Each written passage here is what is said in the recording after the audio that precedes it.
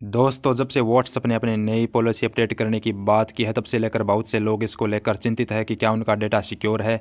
और अब इसी को लेकर व्यापारियों के संगठन confederation of all India traders ने केट ने व्हाट्सएप की नई गोपनीयता नीति पर कड़ी आपत्ति जताई है, जिसके माध्यम से व्हाट्सएप का उपयोग करने वाले व्यक्ति के सभी प्रकार के डेटा, भुगतान, लेन देन, संपर्क, स्थान और अन्य महत्वपूर्ण जानकारी को व्हाट्सएप नई नीति के जरिए हासिल कर उसे अपने किसी भी उद्देश्य के लिए उपयोग कर सकता है। इस मुद्दे पर सूचना प्रौद्योगिकी मंत्री रविशंकर प्रसाद को भेजे गए एक पत्र में केट ने मांग की है कि सरकार को व्हाट्सएप को नई गोपनीयता नीति को लागू करने से तुरंत रोकना चाहिए तथा व्हाट्सएप और उनकी मूल कंपनी फेसबुक पर तुरंत प्रतिबंध लगाना चाहिए।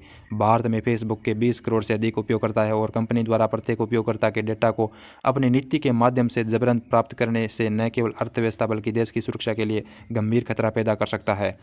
केट के राष्ट्रीय अध्यक्ष BC भरतिया व राष्ट्रीय महामंत्री प्रवीण खंडेलवाल ने कहा कि व्हाट्सएप की बदली हुई निजता नीति एक व्यक्ति की निजता का अतिक्रमण है और भारत के संविधान के मूल बुनियादी सिद्धांतों के खिलाफ है और इसलिए केट ने सरकार से इस मुद्दे पर तत्काल हस्तक्षेप की मांग की है। भरतिया और खंडेलवाल ने कहा कि अपनी गोपनीयता नीति में व्हाट्सएप उपयोगकर्ता को नई शर्तों को स्वीकार करने के लिए मजबूर कर रहा है और यह अक्सर देखा जाता है कि बिना शर्तों को पढ़े ज़्यादातर लोग बिना जाने केवल सामान्य व्यवस्था मानकर उन शर्तों को स्वीकार कर लेते हैं और उन्हें मालूम ही नहीं होता है कि उन्होंने अपने लिए क्या मुसीबत मोल ले ली है। अगर कोई व्यक्ति व्हाट्सएप की नई पॉलिसी को स्वीकार नहीं करता तो ऐसे में वो व्हाट्सएप का उपयोग नहीं कर सकता।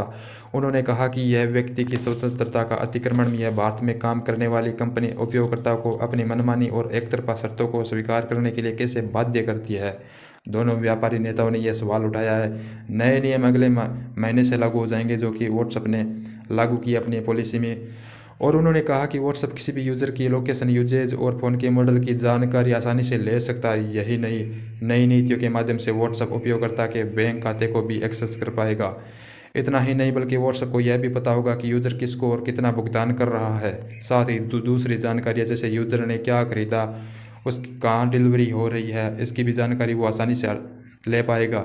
यह प्रत्येक उपयोगकर्ता को ट्रैक कर सकता है। ऐसे विशाल डेटा को प्राप्त करने के बाद भी उपयोगकर्ता की खरीद और खर्च करने के व्यवहार के साथ साथ वे क्या खाते हैं, विभिन्न वस्तुओं की आवश्यकताओं की मात्रा, यात्रा, उड़ानों का उपयोग, रेलवे, टैक्सी, परिवहन आदि से वो जुड़ी सभी प्रकार की सटीक जानकारियाँ ले सकता है। तो दोस्तों, अब सरकार की तरफ से इसका क्या ऐलान आता है? क्या व्हाट्सएप को अपनी नई नीति बदलनी पड़ेगी फिर से?